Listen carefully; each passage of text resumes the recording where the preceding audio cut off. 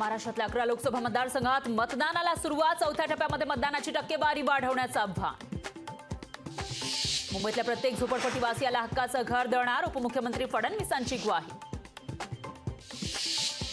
पारनेरमध्ये भाजप आणि राष्ट्रवादी शरदचंद्र पवार पक्षाचे कार्यकर्ते भिडले. पैसे मतदारांना वाटण्यासाठी आणले असल्याचा लंकेंच्या कार्यकर्त्यांचा आरोप.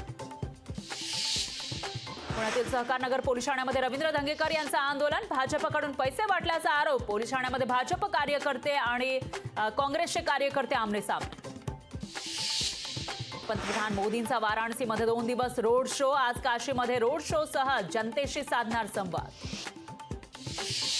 उद्धव ठाकरेंची आज कल्याणमध्ये जाहीर सभा. उमेदवार वैशाली दरेकर राणे यांच्या प्रचारासाठी सभा. श्रीकांत शिंदे राज ठाकरेंवर निशाणा साधण्याची शक्यता.